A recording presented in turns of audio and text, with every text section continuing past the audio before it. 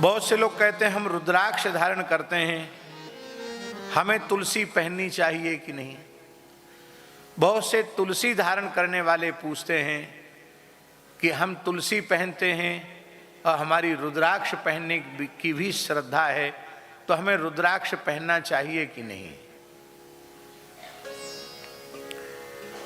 देखो, सांप्रदायिक कट्टरता की बात तो अपने स्थान पर है, उससे हमारा कोई लेना देना नहीं है, पर शास्त्रीय सिद्धांत की बात हम बतावें तो तुलसी रुद्राक्ष दोनों ही धार्य हैं। और हमने आज तक किसी ग्रंथ में नहीं पढ़ा कि रुद्राक्ष धारण करने वाले को तुलसी धारण नहीं करनी चाहिए और तुलसी धारण करने वाले को रुद्राक्ष धारण नहीं करना चाहिए, कहीं हमने नहीं पढ़ा। हाँ, ये जरूर पढ़ा। क्या पढ़ा? पद्म पुराण का श्लोक, ये कंठ लग्न तुलसी, ये कंठ लग्न तुलसी, नलिनाक्ष माला, ये वही ललाट पटले, लसदूर्ध्व पुंड्रा,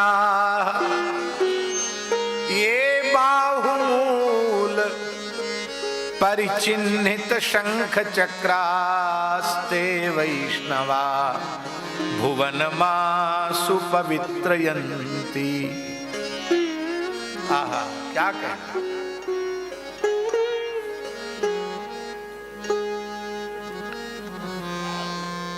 जिनके गले में कंठ लग्न तुलसी की माला है, कंठ लग्न इसलिए झाजी कहा गया कि बड़ी माला मलमूत्र त्याग के समय उतार दी जाएगी।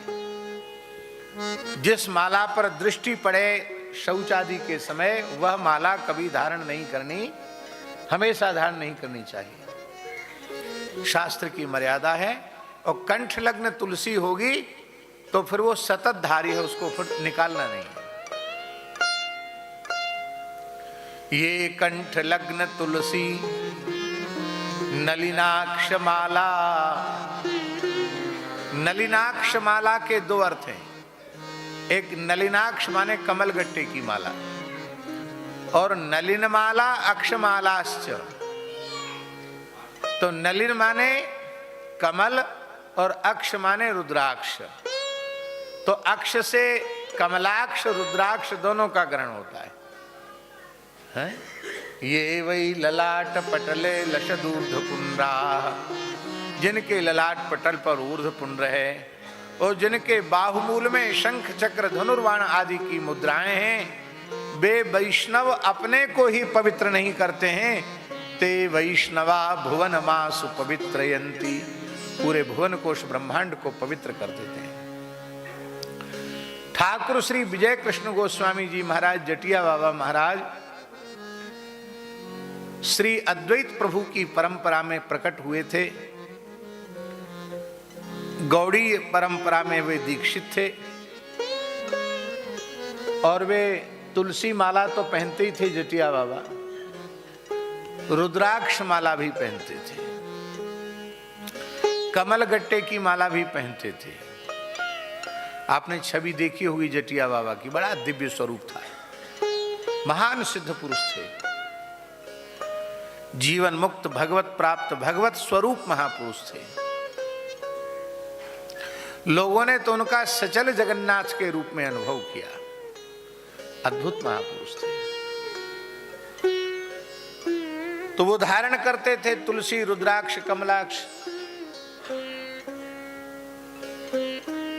काषाय वस्त्र धारण करते थे। तो वो जमाना था, 100-150 साल पुरानी बात होगी।